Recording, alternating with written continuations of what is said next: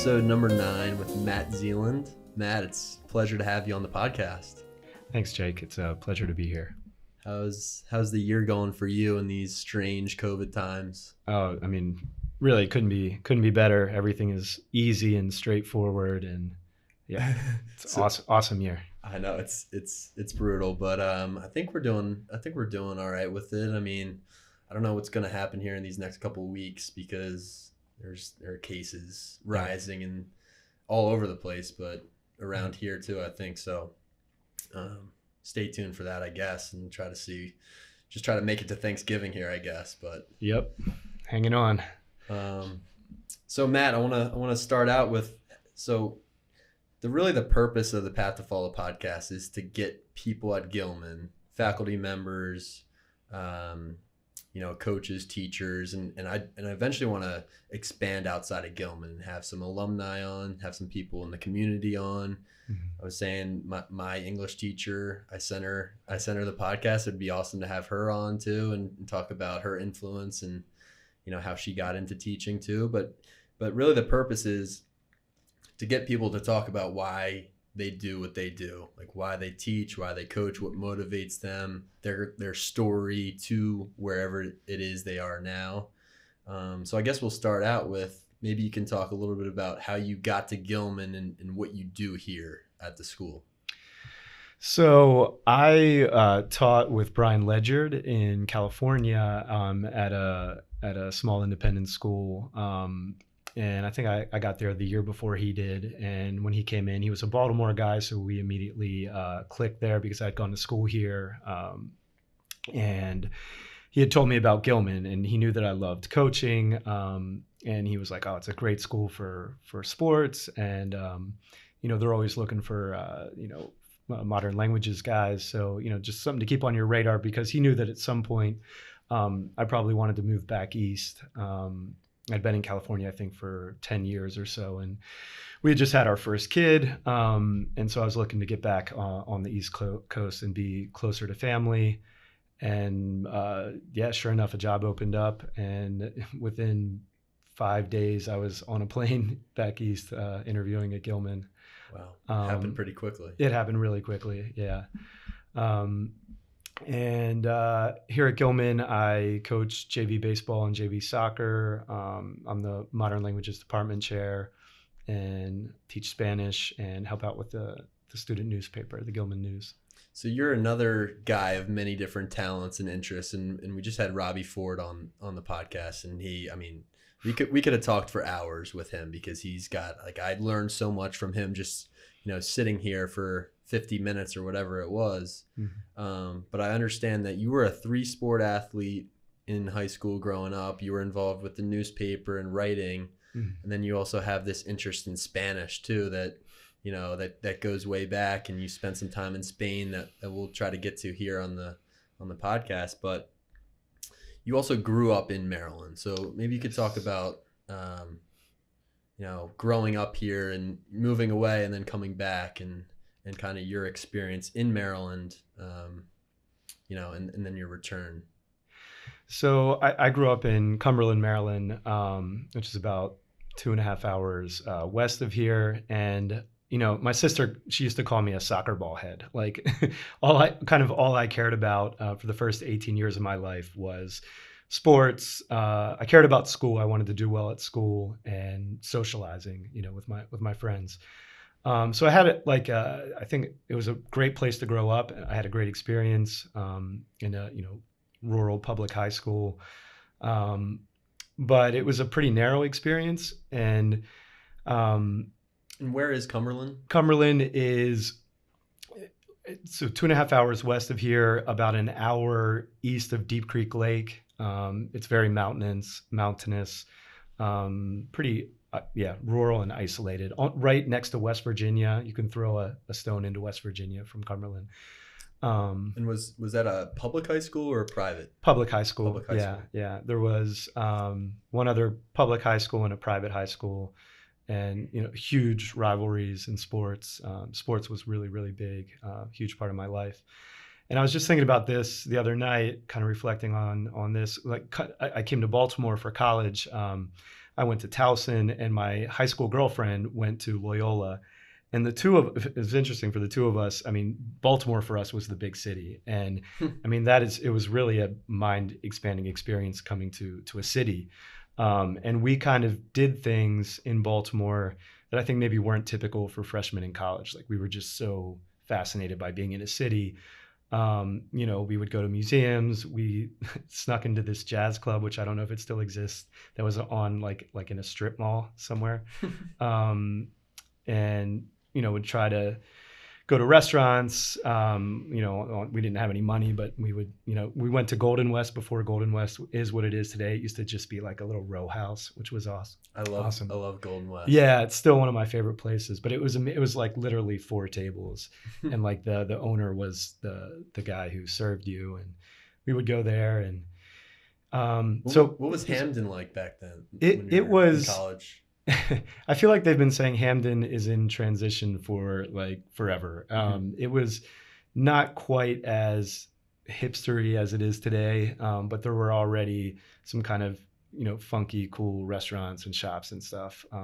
My brother lived in Hamden as well, so he was a big it was huge for me to be able to go to his house and hang out with him there, and he was older too, so that was another reason that maybe I was just kind of not doing typical college freshman stuff, but getting to know the city. He's a musician, so we would, see a lot of music too. Mm-hmm. Great. Yeah. So coming to Baltimore, how long were you, so after college, did you stay to teach at Gilman right away, or did you, I had here, you're your sports writer. I didn't know about that either. So I had a really circuitous route to Gilman. My junior year of college, I studied abroad in Spain for a year, and that really just changed absolutely everything. I came back from Spain only wanting to go back to Spain. So I finished my degree at Towson, and then immediately sold my car and moved to Spain. Was in Spain for 3 more years. And then that same brother was in California at this point. Mm-hmm. And he and his wife separated. So we hatched a plan for me to go to California and help him get back on his feet a little bit. So from Spain, I went to California, started teaching public school there, eventually got into the independent school world there. I was there for 10 years, and then got to know Brian, heard about Gilman, had my first son, and then moved east to start working at Gilman.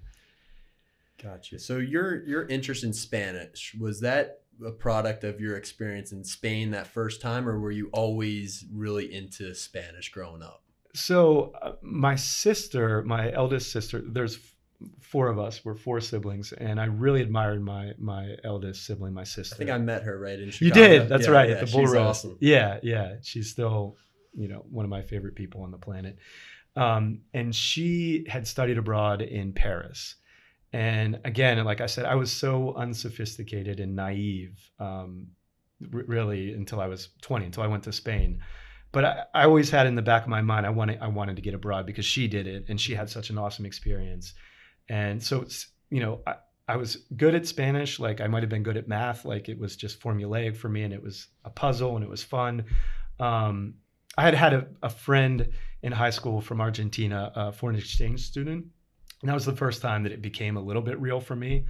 And that might have been when I said, I'm going to do Spanish and not French. But I knew, I was like, I'm going to study abroad. But I had no idea what that was really about.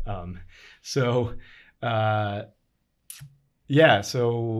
studied abroad as a junior, and my mind was blown from the first minute I stepped foot out. Was that for the whole year? Or was for the whole year? For the whole year, okay. And the program was unlike, I don't even know if they do this anymore. So it wasn't like one of these hand-holding programs where you go to Spain with other Americans. Like, I was just a student in the Spanish university, and it was insane. It was utterly insane. Like, I was in a class with, there was no structure to it. Like, I was just in a class with other students in Spain, studying literature, and my Spanish was not good. It was bad. Really? Yeah. I always tell my students, I'm like, every student at Gilman who is at, say, level 3 knew more Spanish than I knew when I went abroad. Oh, wow. Because I went to this rural public school, and I don't think my teachers really spoke Spanish. Like Yeah. she knew the grammar, but Did not you, much more. so you didn't have any really influential Spanish teachers in high school and in middle school that kind of steered you in that direction, or Well, I maybe do you want to did? give a shout out to Miss Wiseman, my high school Spanish Okay. teacher. I mean, she had a passion for the culture.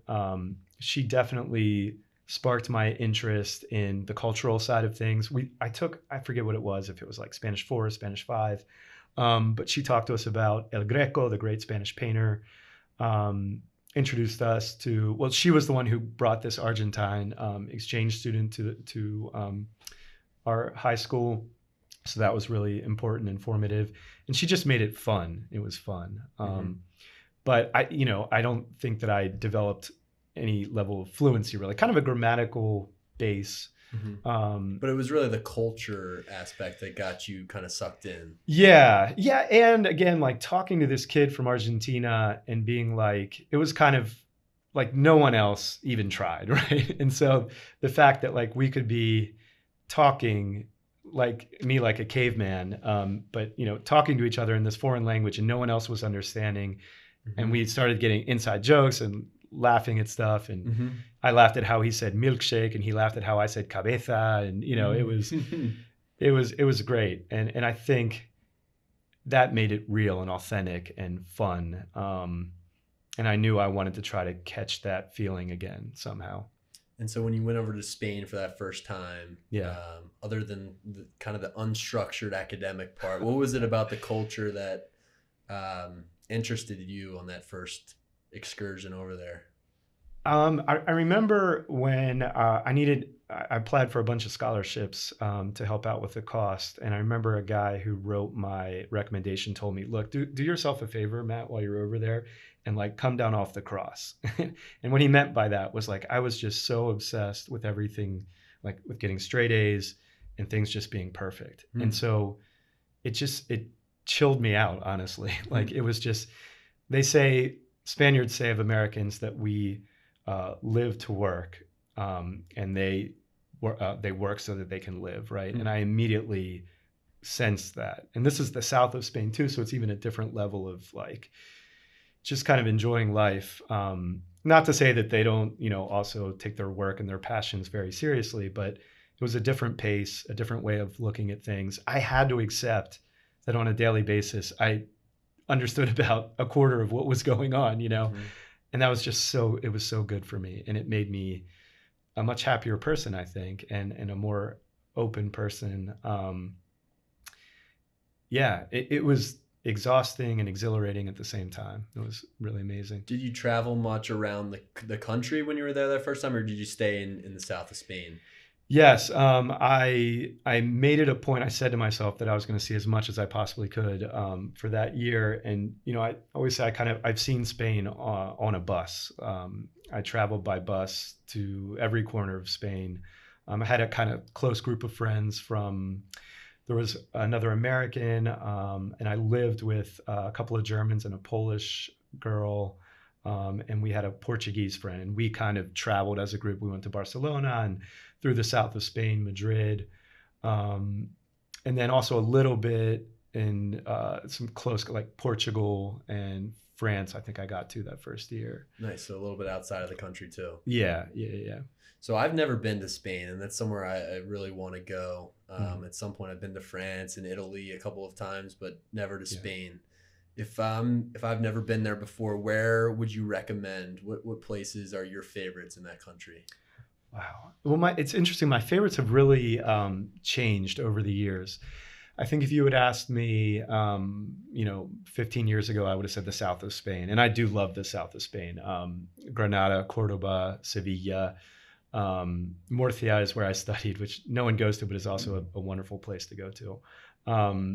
That's kind of the most typical, what's known about Spain outside of Spain: flamenco music, the kind of that work to live rather than live to work kind of attitude, the sense of humor, the way of speaking, the really heavy Moorish influence you see throughout southern Spain, which I love. So that's what I would have said. Now, as an older adult with kids and someone who got into surfing kind of later in life, I now love the north of Spain. Better surfing north of Spain? Yeah, no surfing in the south of Spain. Oh, wow. Yeah, interesting. Because the Mediterranean is just like, it's like bathwater. Gotcha. And San Sebastian in the Basque Country. The Basque Country I'm fascinated with for a number of reasons. What is that?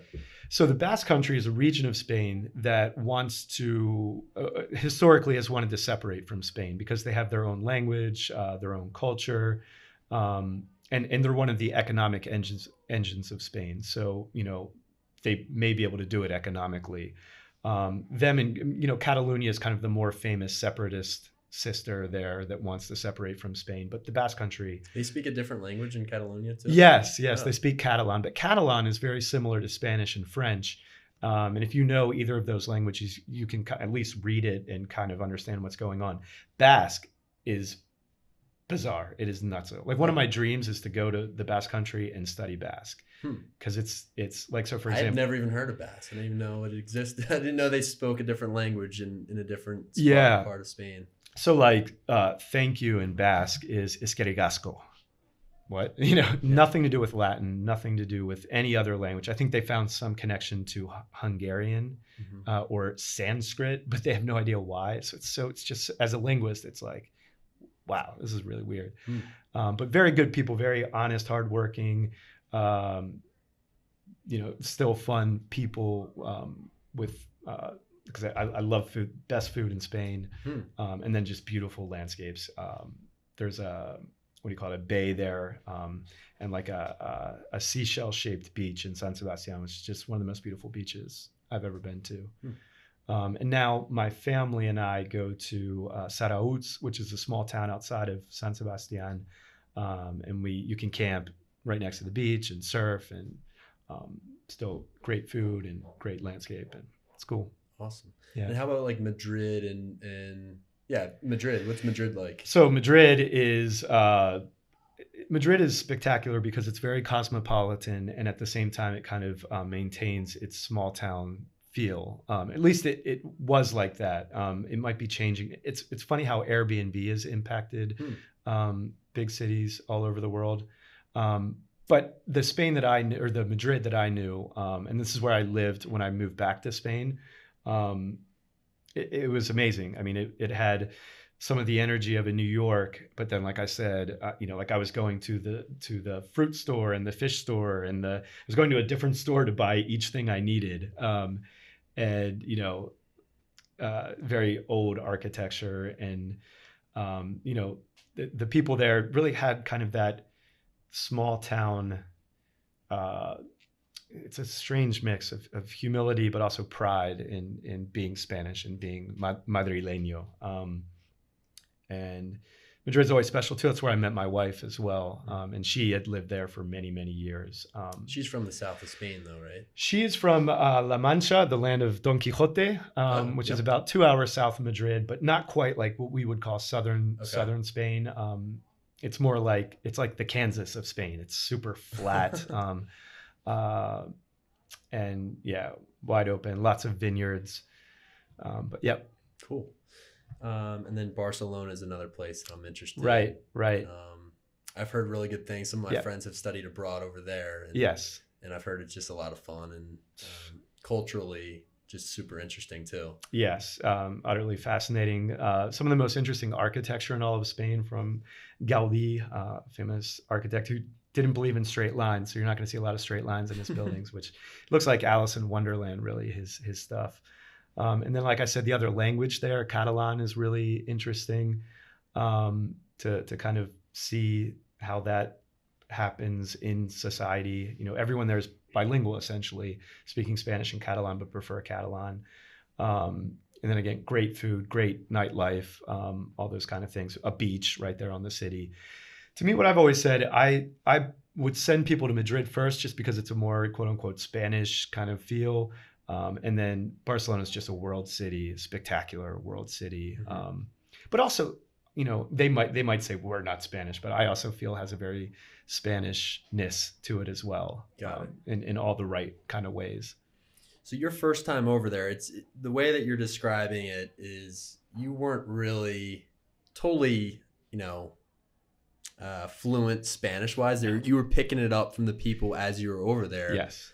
That kind of reminds me of myself in high school because I was interested. I wanted to learn Spanish. I knew it was important language to learn because so much of the world speaks Spanish. Yeah. But I didn't.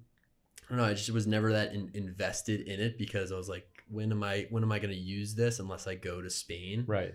But I do now, looking back, I'm like, if you study Spanish and understand, I mean, you can go anywhere, but it really takes, I think, to fully understand a language, living in that culture and in that environment. So how did you pick up Spanish more in that year when you're over there that you might not be able to in a classroom? Yeah, I mean, it came down to, particularly in the region where I was studying, if I wanted to eat, like I had to speak Spanish. There were not a lot of people who spoke English. Mm-hmm. If I wanted to know what the heck was going on in my class, I had to learn the language. I mean, you have no choice. There's no choice. And I knew right away, like I befriended people who had that mindset because a lot of times international crowds, I think it's probably worse now, but back then the lingua franca of the group is English, right? And so I did not want any part of that. And really, to the credit of the group as a whole, kind of everyone who wasn't Spanish, we were in the same boat, and we all wanted to learn Spanish. So Spanish, even the other American, this American Nick from Minnesota, we spoke only Spanish, and we tended to be with other people. And so we just made it a rule. We're like Spanish, only Spanish. So your mindset was, I want to learn this language. Oh my God, yeah. I mean, I was, like I said, and the guy wrote my recommendations. Like I was, focused on doing everything, exactly right. And to me, my goal here was to come out of this speaking perfect Spanish, and nothing else would suffice. Now, that was kind of my initial motivation, but that changed once I just started flowing with the people and the culture, and then it was just like, oh, this is fun, and I want to be able to talk to my friends. I want to be able to understand what's going on in class. I want to be able to read these works of literature, and so the type of motivation I had changed to a much healthier motivation, and I actually learned better after that because I wasn't so stressed about making a single mistake or taking some risks and putting myself out there talking to people in the streets and stuff. And I read a lot too, and I think that gets overlooked. So I would buy the newspaper pretty much every day, or get a free newspaper at the university rag and try to read that and figure out what the heck was going on, which was very difficult too without context. And it was Spanish literature that you were studying over there. Yes. Is that like the class or that was your major, Spanish literature? So my major in college was Spanish literature, but what made this also tricky was Spaniards, when they go to college, they only study their major. And I didn't want to only do Spanish literature there. I wanted to do linguistics and maybe a history class. So I was taking classes from all these different majors, and none of my friends were doing that. They were either like only literature or only whatever, sociology. So yeah, it's also where I fell in love with linguistics actually over there. My linguistics class was probably my best class over there. But yeah. So who are some of your favorite authors or books or stories in the Spanish language that kind of got you really interested in Spanish literature? So I know you gave me Horatio Quiroga. Yeah. I'm not going to pronounce it correctly. Yes. I'm a big Edgar Allan Poe fan, yes. as I've told a lot of people. Right. He's a very dark Uruguayan. Yeah. Yeah. And I read one of his stories last night, which is, I mean, it's darker than Poe. It shakes you in your boots a little bit. It does. Absolutely. Horatio Quiroga. I was really into Hemingway in kind of at the end of high school, the start of college, and Hemingway was obsessed with Spain. So I was also reading a lot of Hemingway at the time. And Quiroga struck me as the author in Spanish who was most like Hemingway.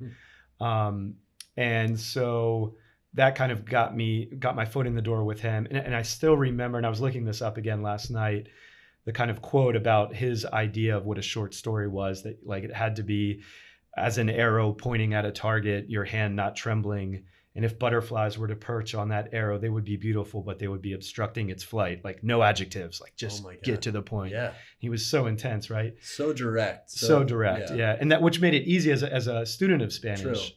Like it didn't have all these flowery adjectives that I had to look up. It was like, a lot of dialogue and the way people spoke. Yeah. So that made it pretty easy, again, to get my foot in the door. And I looked up that story last night, the beheaded chicken, the one that you gave me. Yes. And the PDF that I pulled up was only 6 pages. And I was like, all right, I think I could read a Spanish story in 6 pages. I mean, I hope I've taken Spanish all through middle school and high school. I hope I can at least piece together some of it. But those short stories, they're digestible. You can get through them. They're not, they're not too heavy. Yeah. And plus they're pretty straightforward. Like he's a pretty straightforward guy. So I think, it's manageable to start out with is Quiroga. Yeah, totally. And then I read, in class in Spain, I remember I was like, am I understanding this right? Is that another death? Like when they were going through his biography, just like so much death, a lot of suicide, poisonings, like his life was just accidental shooting. He killed his best friend in a hunting accident. His wife, he took her to live to the jungle because he was obsessed with the jungle. And she couldn't hack it, and she drank poison, but she drank a kind of poison that killed her over the course of 9 days. She was agonizing, and he's by her bedside. I mean, the guy... His wife. I mean, he just suffered. He makes Poe's life look like a walk in the park. And as you saw reading The Beheaded Chicken, he makes Poe's literature seem like, he does, the Berenstain Bears. I mean, he's intense, right? His stepdad accidentally shot himself, and then I was reading his biography, and I was like, did I read this correctly? His father committed suicide. Yes. I mean, there's just everyone in his family. I think his sisters all had typhoid fever. Yeah. I mean, he just suffered his entire life. Super bad misfortune. Yes, and anyone he ever loved, kind of, maybe except his kids. I think his kids made it out okay. I don't remember what happened to them. And he eventually committed suicide as well when he found out he had cancer. But anyway, so he writes, his most famous collection is Historias de Amor, Locura y Muerte, love, craziness, and death. That's not the exact translation, but roughly. And so it's such an intense, such intense parts of life. And so, and he speaks about them in such a direct way that he gets right at the truth of things, in a way that's always really spoken to me. Yeah. And I didn't realize the Hemingway influence, but now that you're talking about how direct and pointed his writing is, that makes a lot of sense. And so I always thought that, so he was before Hemingway, but I always saw that connection. But interestingly, I was just doing some reading last night. One of his main tenets of short stories is that you should never write about your friends. And I was like, well, there goes the Hemingway comparison, right? Yeah. Because, Hemingway made himself the center of every story and his pals. And Quiroga was like, you can't do that. Like, you got to get at the truth of things, which is kind of cool. It's just another step in that direction of being true and direct and all that kind of thing. What attracted him to the forest, you said, in Uruguay? Yeah, that whole thing, he wanted to go to the Amazon, was really interesting too. And they said that he was like a modernist dandy until he made a trip to the Amazon, and it just completely changed him. And I think it changed him. I'm trying to think of like another comparison, like the way that when Hemingway saw a bullfight and saw, an animal versus man and life and death and all that, and that kind of same process happened to Quiroga in the jungle, and he became obsessed with it, and it never left him. So he led this double life where he would be teaching, like, leading a literary life in Buenos Aires in Argentina, teaching classes, reading poetry and going to that kind of stuff, and then like barely scraping by. Even when he became famous, he was like barely surviving in the jungle with his family. And so he led that kind of double life, which is interesting too. Have you been to Uruguay? I've not. One of my best friends in the world from grad school, his wife is from Uruguay. And so I've always wanted to get there. So someday. You've been to South America, though? Only Peru. Only Peru? Yeah. The wife and I have, Argentina is I think, whenever this mess is all over and we can travel again. Yeah, travel again. Buenos Aires is maybe our first stop. Awesome. What did you think of Peru? Oh my God, loved it. That was also insane because I had not been to South America yet, and I took a group of students from the school that Brian and I worked at. It just feels like it was a different world. So you led that trip? Led the trip, yeah. Okay. We did it. We contracted a local agency to help us hike the path, not the most traveled path, but like a different path, the Ciccanti Trail, it's called, from Cusco to Machu Picchu, over 5 days. Yeah, it was. That's tough with kids. Oh my God, yeah, and in altitude, and kids with very differing levels of hiking ability. Right. And then we told them this is going to be hard. We did some practice hikes, but nothing compares to hiking at, I forget, 15,000 feet at some point. 5 days. Are you camping that? Camping, yeah. That's a big undertaking. I mean, we when I went to Peru last summer, we took a bus to the top of Machu Picchu. We weren't hiking anything. Even that's scary though, right? That windy path up is scary. Guys are getting altitude sickness and feeling queasy, puking on the bus. Yep. And I will say that, so the tour group, I mean, they set up the tents, they cooked. It was pretty cushy in that respect. Okay. We just had to like put one foot in front of the other and make it to the next spot. How many kids did you take? I think there were 10 or 12. Yeah. Cool. Guys and girls. And it was, I remember playing soccer on this cow pasture in the middle of nowhere with them. It was spectacular. We did play a lot of soccer down there. Yeah. And they're so good. I mean, everybody's good. Yeah. It's funny. Pretty cool. Where else? So were you just, that was your trip to Peru, basically? Was it 5 days or? Yeah, those 5 days. I think we had a day or two in Cusco to kind of get used to the altitude, maybe a day on the way back. Cusco's a cool place. Really cool. Very different from anywhere I'd been before. And kind of flying into it, and like the mountains are higher than your plane. You're like, whoa, pretty nuts.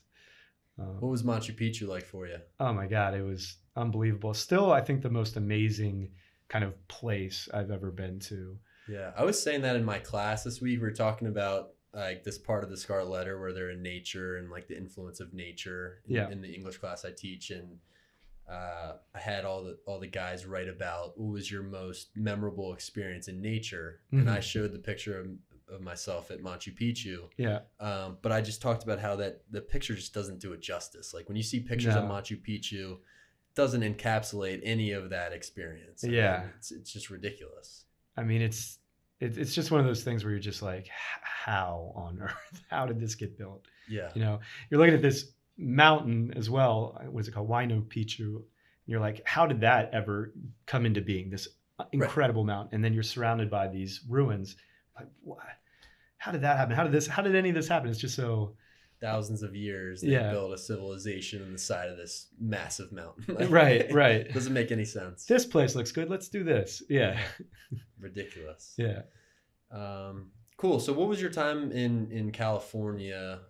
How did you get to California? How did you want to kind of start teaching out there? The Drew School, interesting. Brian talked a little bit about Drew on the podcast. Yeah. But what was Drew like in comparison to a school like Gilman?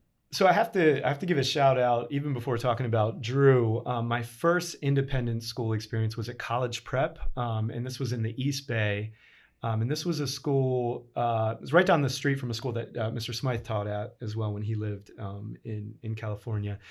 I had no experience with independent. I didn't even know what an independent school was because in Cumberland we call them private schools, right? And quite honestly, I had a lot of prejudices against private schools because in my town, the rich kids went to the private school and everyone else went to the public schools. And there's a huge rivalry in sports and, just a lot of kind of stereotypes and prejudices against the kids who were going to private school.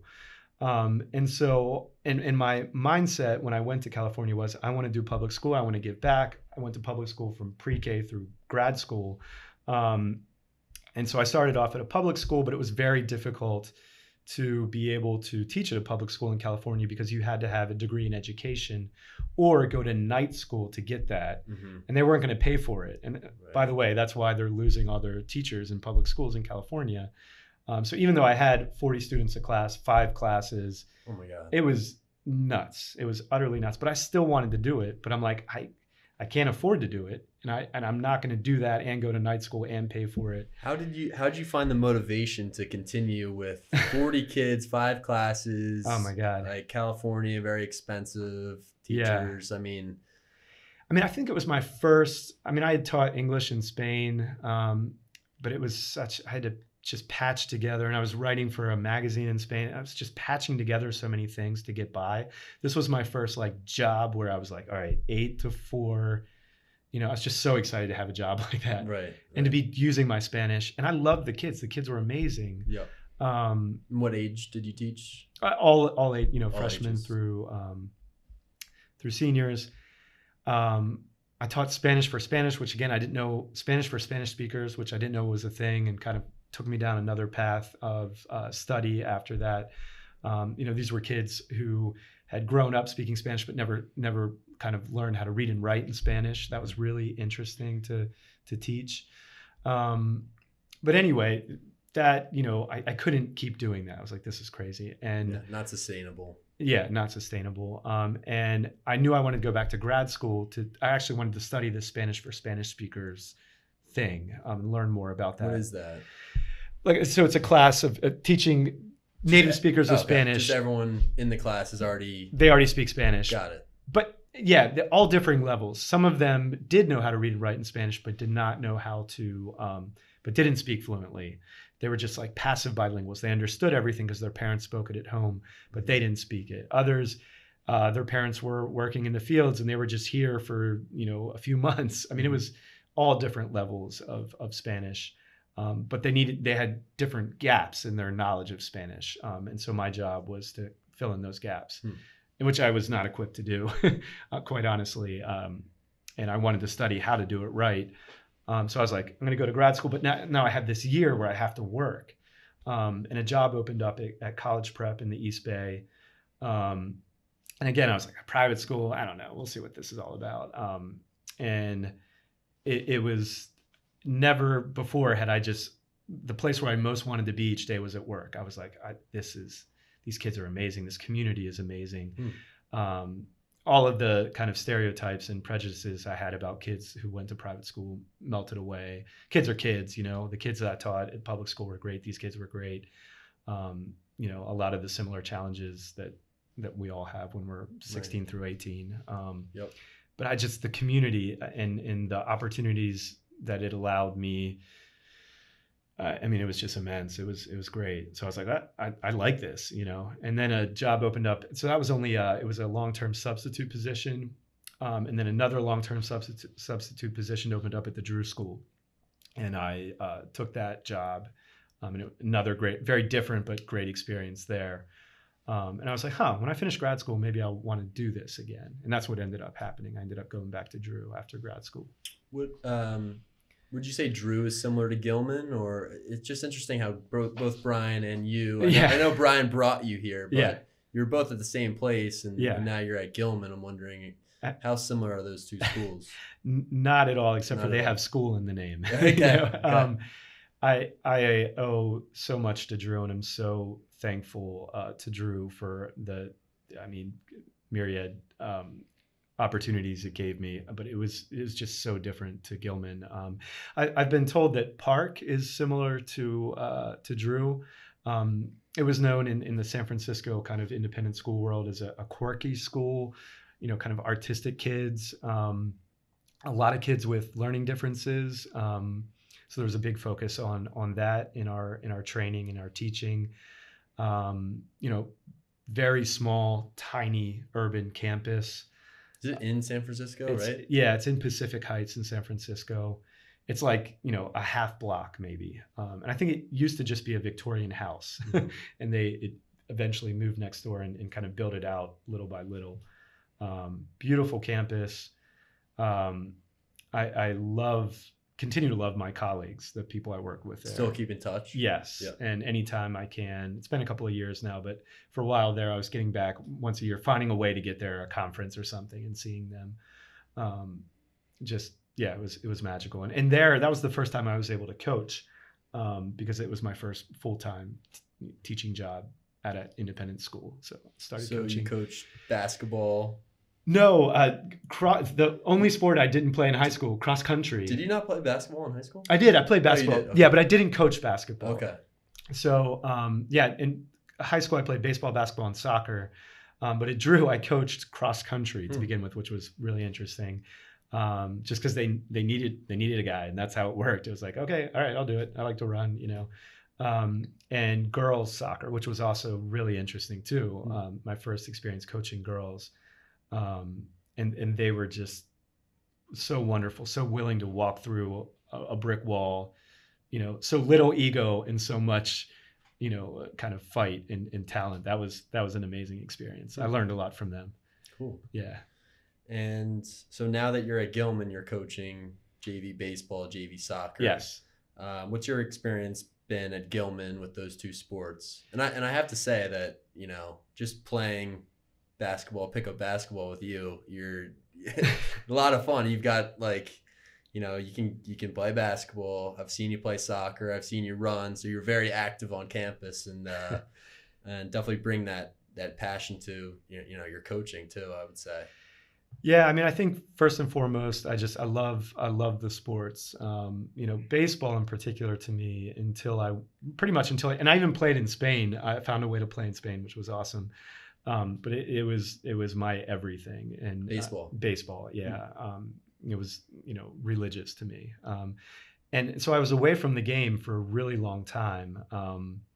And having the opportunity to coach baseball was huge for me. And when I came for my interview, I was speaking to Tim Holly, he was the athletic director then. He's like, all right, we're going to meet the head baseball coach, Larry Sheets. And I was like, what? Yeah. Larry Sheets?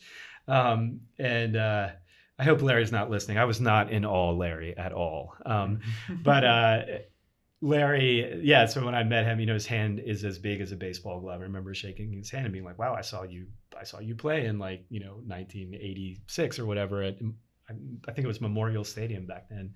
But to have a Major League Baseball player in the program, I thought that was really cool. And just to have the opportunity to get back to baseball. Yeah. Yeah. Cool. So growing up playing baseball, so my friends who played baseball, they were all so focused on, getting to the next level, getting to either college or the lottery, MLB, that their whole life, just from the guys I know, were just consumed by that sport. Was that similar to you growing up? No, thank God. I was, I grew up at a time and in a place, I must say, Cumberland. I mean, club sports were not really a thing. And I'm thankful of that looking back. And I worry about it for my children and also for the players at Gilman of all sports.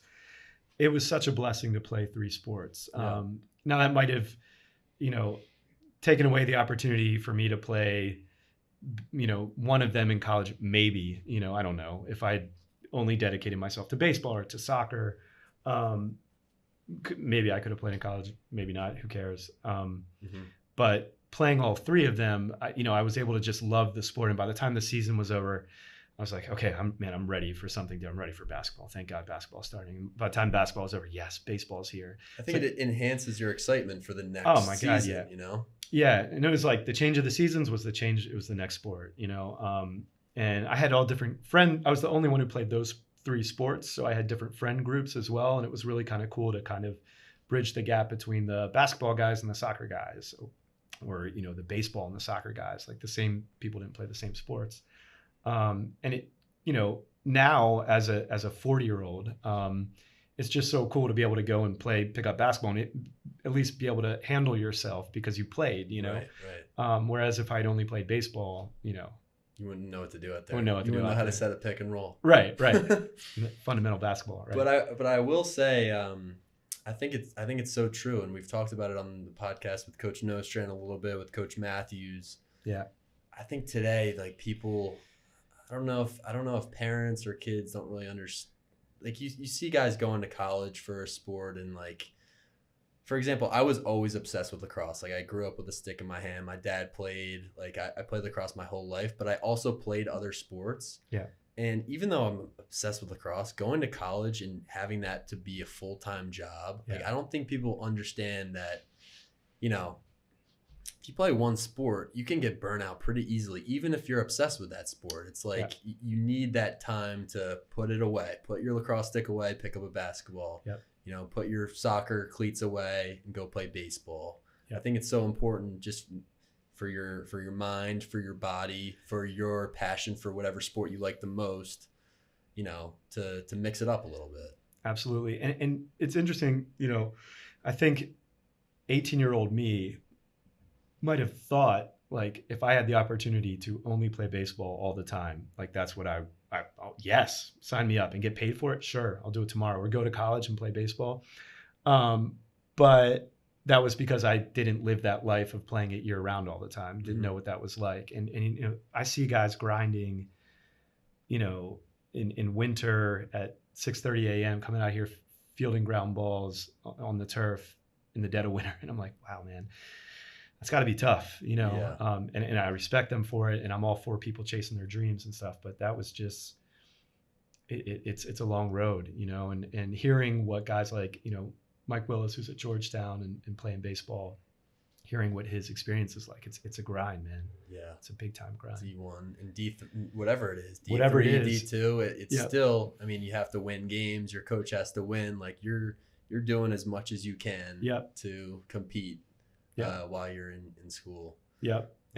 And for me as a JV level coach, I love this level because on some level, it's still about the love of the game, learning the fundamentals of the game, and learning the life lessons that all of these sports teach you. And that really, I think the two biggest things in my life have been sports and then the experience abroad that have made me who I am and kind of form my morals and my character and whatever discipline I have and stuff like that. So I love the JV level for that reason. Yeah, learning how to be on a team, and you're still getting, you know, you're still getting all those life lessons out of that. Yeah. But you're not, you know, maybe you don't like love it enough to do it all year round and right. playing college, and that's totally okay. Totally fine. Yeah. You know? And the level of play in the MIAA for both JV baseball and JV soccer is tremendous. I mean, it's unbelievable. Yeah. The MIAA is ridiculous. It's like, ridiculous. Yeah. I don't know. I think we get more fans out here than I did in college right. games. Right. People love sports around here. Yeah. It's so fun to be a part of, you know, tight games, people who are super passionate about it, coaches, players, parents, even like alumni who come out and watch, whether it's a soccer game or a football game or lacrosse, you know? I think that's one of the coolest parts about Gilman and the MIAA is how much people care. Really. JV or varsity, it doesn't matter. It's still sports. It's still important. Right. And the level is such that as a JV coach, like you can put things in place and guys are going to actually execute your plan, you know, which is, I mean, there were some baseball games where I was like, wow, there's not been an error. We're in the 6th inning, you know, or we're going to squeeze bunt because these guys know how to bunt, you know, it's cool. Cool. Yeah. Awesome, Matt. So going back to kind of your Spanish, your teaching Spanish, how do you, and I talked a little bit about how when I was in school, it was kind of hard for me to kind of get in that setting of like, I'm in a classroom. This isn't really what, you know, this isn't really grasping me in terms of learning the language. And I think everyone, maybe you would agree, would be better off just being in, you know, Catalonia, learning Spanish. Ideally, yeah. For sure. Yeah. How do you make it real, though, in the classroom and get guys, high school guys, to buy in to a passion of yours when maybe they're not, you know, in Madrid, Spain at a cafe? Right. And I, you know, kind of my elevator pitch for languages is as high school language teachers, we need to we need to help guys prepare for future target language interactions. So prepare them for that moment in Spain. And 50% of the job is motivating them to seek out that interaction in the future. So we're not here, if I'm talking to a prospective parent or student, I'm not going to say, look, you're going to take Spanish at Gilman and you're going to walk out the door fluent no matter what. Mm-hmm. I mean, some guys will, right? I mean, I had the guys who are in AP literature, you know, they're reading Don Quixote by the time they leave Gilman. And that's great because that's where they're at. But there's other guys who, and I was that guy. I, you know, like I said, my Spanish was not very good when I left high school, but I was motivated to seek out future experiences in a Spanish speaking country or a Spanish, even just to speak to people in the United States in Spanish. Like I wanted that interaction. And so our job, I feel like half our job is to motivate students to seek out that interaction in the future, because that's where they're really going to consolidate their language skills. How do you do it? I mean, it varies. First of all, it's building relationships with your students so that your students want to learn from you, and kind of buy into what you're trying to do. To me, language is so fascinating in and of itself, that I think just kind of sharing the insights that I've had over the years in my experience teaching and learning languages and traveling, just that I think is very motivating for them to see. So even if they speak a language, right? Even if they don't speak Spanish yet, and language is so amazing. So if we learn more about how language works, right from Spanish 1 to the end of the road, that in and of itself, I think is quite motivating, and they kind of buy into that. Gilman kids are smart. They like puzzles. They like challenge. So, taking things beyond just rote conjugations and memorize this vocab list, looking at it more as something to decipher, a puzzle, a mystery, that has this communicative end to it. This because Gilman students are also very practical, and it has this practical end. They are very practical. Right. Yeah. So it's like if you can show that to them, this is complex and interesting and, and puzzle-like, and it's practical. Like if we can get that across to them, then we're doing our job, because they're going to buy into that. Right. Now, sometimes this can look like, one of my favorite activities last year was, and we can't do this year because of the pandemic, but we had a role play where students were sitting around a table together and ordering food and from a menu that I'd gotten from a restaurant in San Francisco, and I was their waiter. I mean, we had so much fun. Oh, that's awesome. And it was I thought, it came off as pretty realistic, and I feel like they learned a lot in that context. So it could be useful. Yeah, and potentially useful, right? So, creating that kind of authentic context is one way to do it. But it's not the only way. I mean, I think especially now, we have to get really creative when we're speaking through a screen and half the guys are here and half the guys are at home. How do you get them engaged? Right. And so there's all different ways to do it. A lot of it is just also, I think, passion, enthusiasm.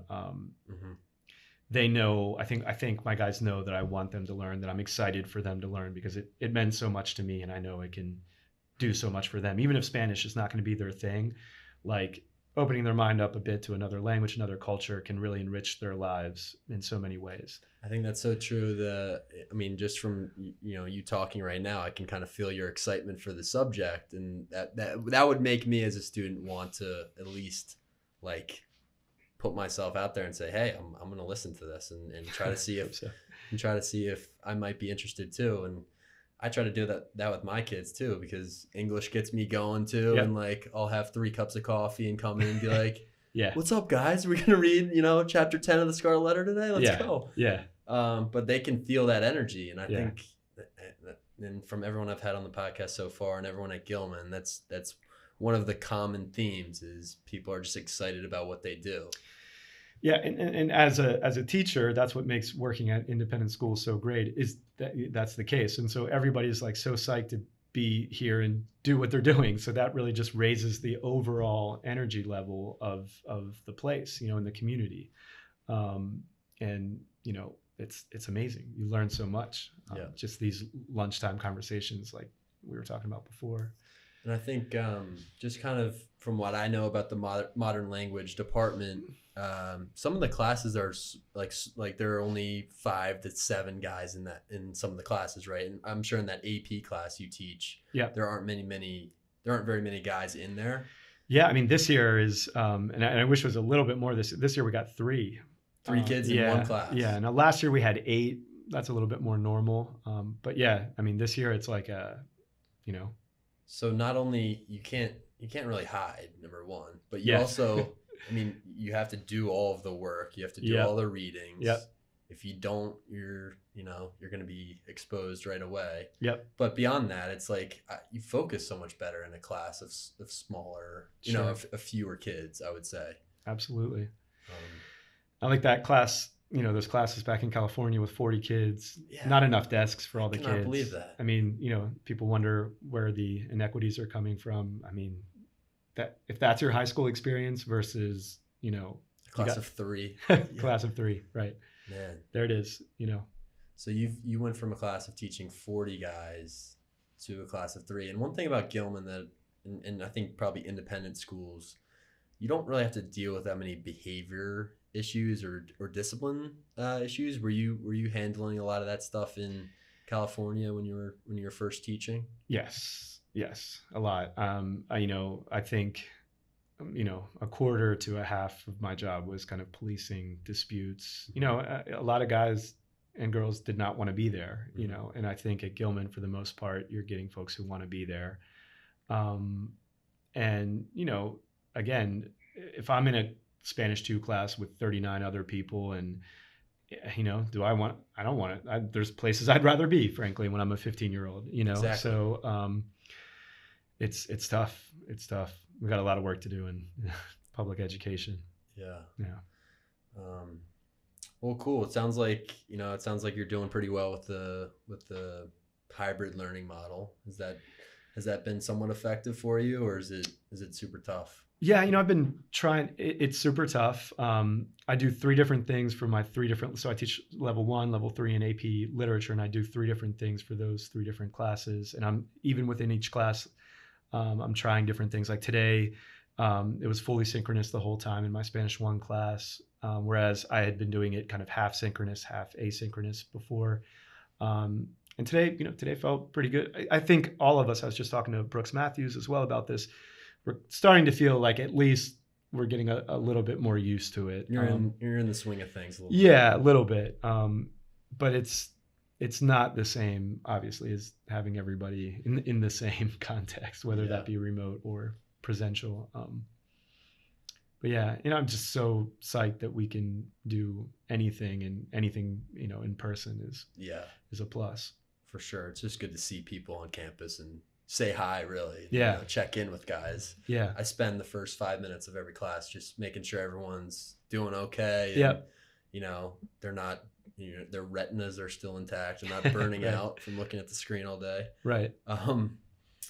But so another question I had, and I just thought of, how are you, so in your story of how you became really interested in Spanish and wanted to pursue it as a profession, Mm-hmm. you talked about the cultural influence of not only living in Spain, but also just talking to people and kind of finding out what people from, did you say Buenos Aires, your Argentinian friend in high school? Yeah.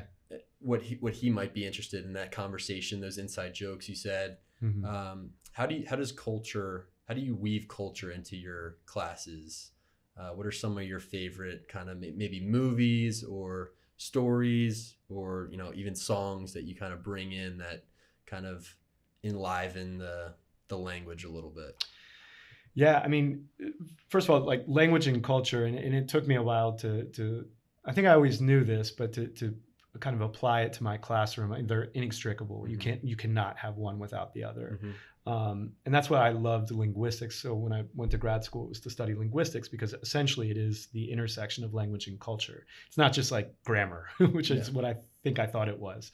And so everything we do is infused with culture. I mean, learning about tú versus usted has a cultural side to it. It's not used the same in every country, for example. And I always thought usted was how you refer to someone who has authority over you, or tú is kind of more conversational. Sure, right. Yeah, usted is the formal form, right? But what that looks like in each country is very different, right? So you might have in Colombia a child addressing his mother with usted, whereas in Spain you would never see that. And it has changed over the generations. So in Spain, tú is much more common in most interactions, for example. And you might not expect that with Spain being where the language started, but it does tend to be more informal in Spain, which is interesting.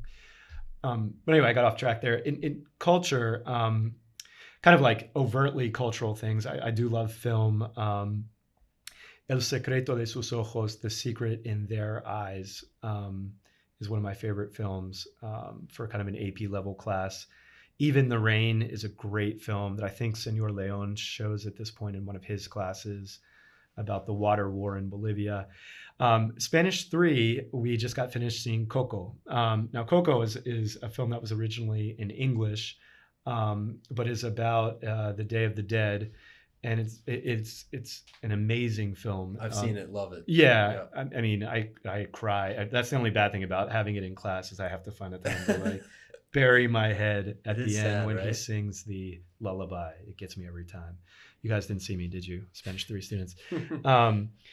But there's so much cultural, not only is there like so much cultural content in that film on the Day of the Dead, so much accurate cultural content, but it really just gets the feeling of the celebration, the essence of it, of the celebration of life that is Day of the Dead. Not really about how you died. It's all about the life and the legacy that you left behind. And again, that the idea of that holiday is so beautiful to me and so different from our culture where we don't even want to talk about death. It's like, well, sweep it under the rug, you know? Well, I was thinking about that a little bit on Halloween because all the imagery is about death, really, like the skeletons and I mean, it's still a celebration, but you still have those symbols like the graveyard and the, you know, skeletons and all that. And I think there's some similarities between Halloween, but we don't overtly kind of talk about death on Halloween. It's more of, it's more informal, I'd say. Right. And this, getting back to like teaching culture, a lot of what we do are cultural comparisons. So comparing something similar from our communities to a Spanish speaking community to be able to help students kind of get their foot in the door and have some frame of reference. So we do look at the difference between Halloween and Day of the Dead. And it's really interesting because you mentioned cemeteries, right? Mm-hmm. On the Day of the Dead, you go to the cemetery, you decorate the gravestones of your lost loved ones, you clean them. This is also done in Spain, the cleaning of the tombstones. Beautiful thing, right? And, you know, it's a lot of the same imageries. We have skeletons, you know, scary stuff. But everything in the Day of the Dead is to invite the spirits to come back, right? You leave the trail of marigold petals from the graveyard to your house so that the spirit comes from the grave to your house, to the altar that you have created for them, eats the food that you have left out for them. It's bringing them back. Whereas Halloween, all of this scary stuff is because we wanted to scare the spirits away. No, don't come back. That's scary, you know? So opposite, you know, similar imagery, opposite meaning, right? So you prefer Day of the Dead? You think it's a little bit more powerful, meaningful of a holiday? Yes, and it seems like it. Yeah, and I love Halloween, and I do too. Halloween is so fun, you know, yeah, I think my 5-year-old would say he's not ready for spirits to come back to the house, right? He'd probably prefer to scare them away, but the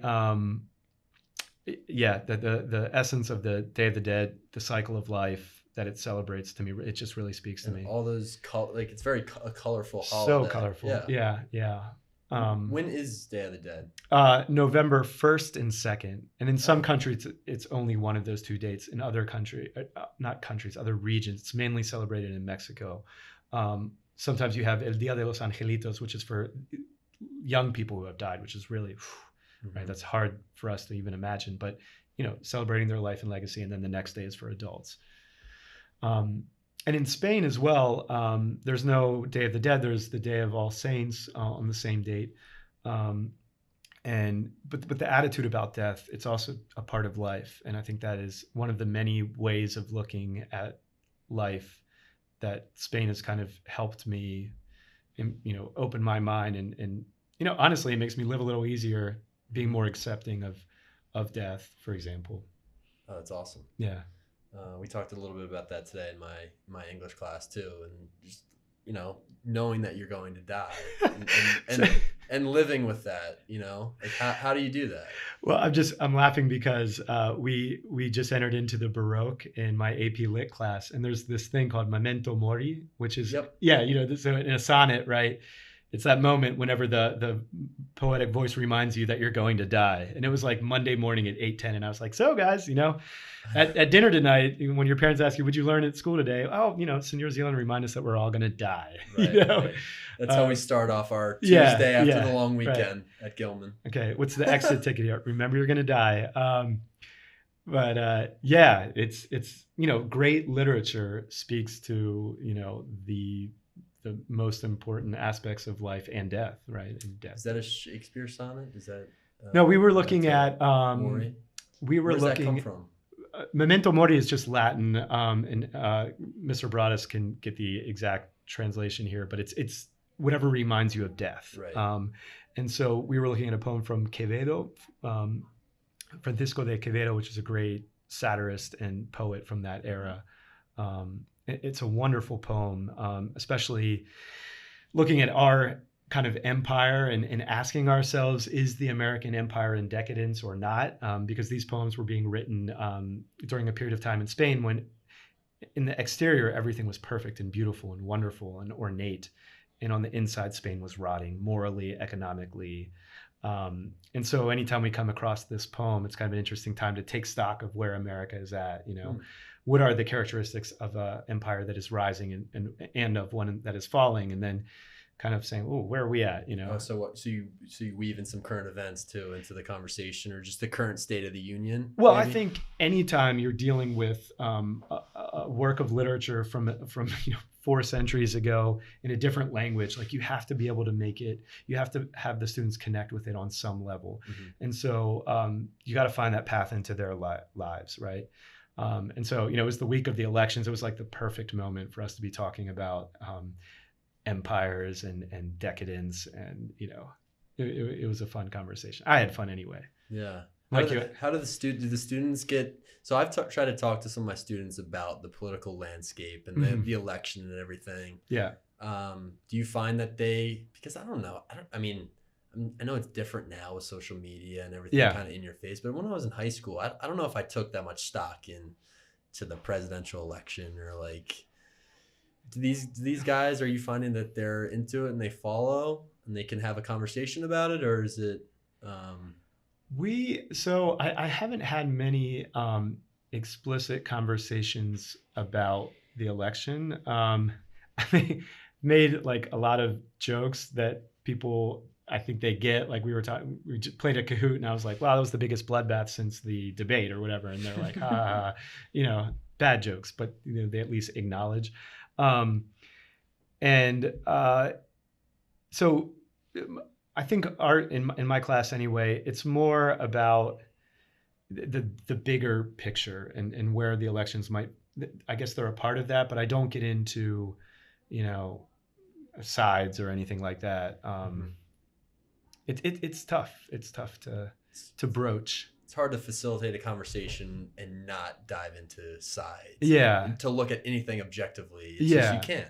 Yeah. And even when I talk to people, friends, or people that around Gilman about politics, it's like your timeline, your feed, where you get your news is completely different from where I do. So we're living in 2 different realities. Yeah. And you might not have seen this clip or this video that was just all over my timeline last night. Right. And I might not have seen that clip. Like that's I think social media is just such a huge disruptor in terms of truth and what is going on in the country and the world. Like, it's very hard to have a conversation with people, and especially, high school, you're not really, you haven't formed your own opinions yet. You're kind of just inheriting your parents, but still, it's very tricky territory to even talk about, I guess.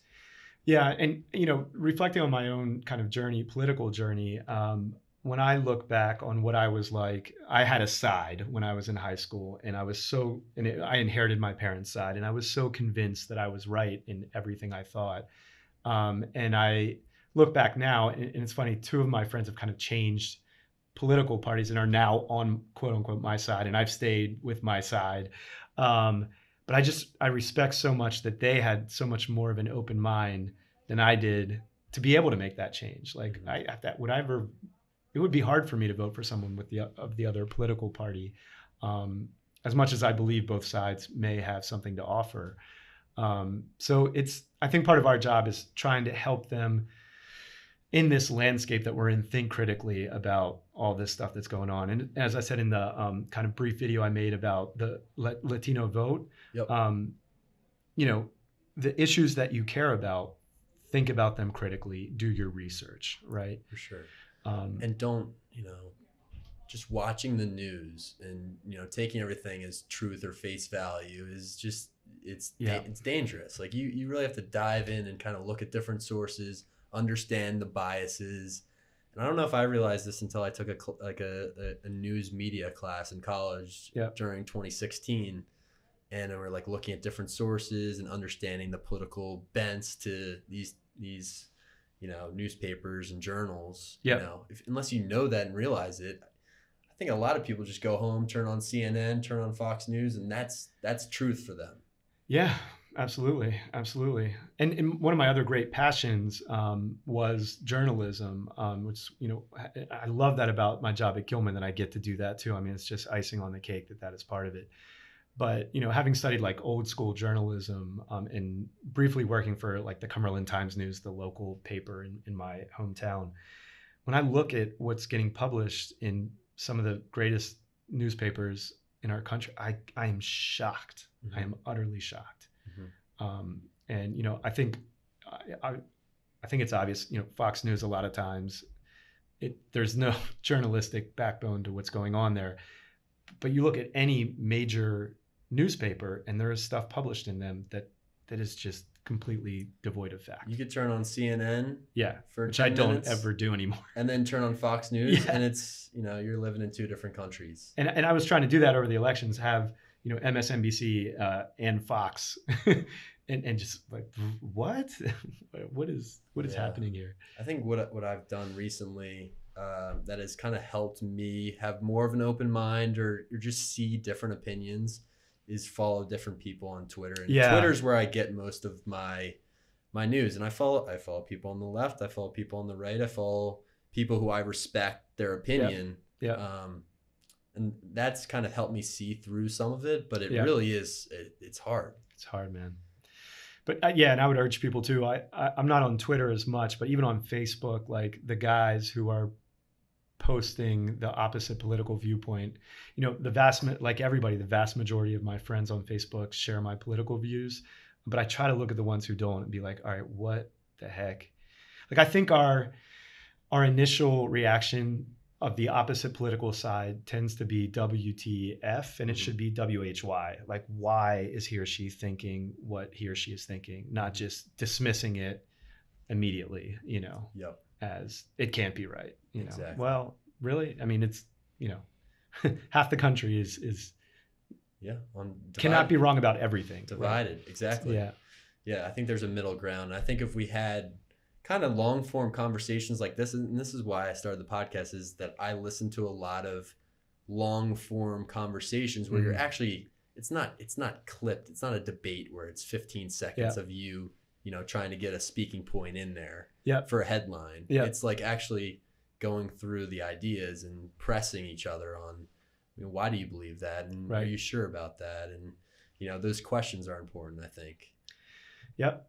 And you look at that campaign for directed towards Latino voters in Miami that was associating socialism with Biden, right? And that was exactly what you're saying. It was like not even 15 seconds. It was like, boom, image of socialism, boom, image of Biden. Biden saying this, Castro saying this. That was, I think he garnered something like 150,000 more votes in Miami-Dade than he did last time.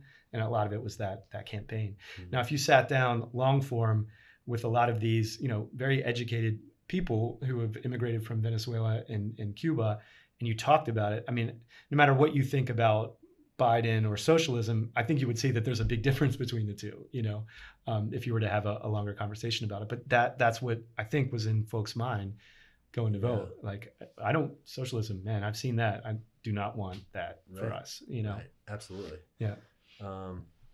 Cool. Well, Matt, it's been a pleasure to talk to you. There's definitely some other things, we could be here all day, but it was a pleasure fun. to talk on the podcast, and hopefully have you on again soon. And, keep Absolutely. talking about these ideas. I think we got to some really good stuff here today.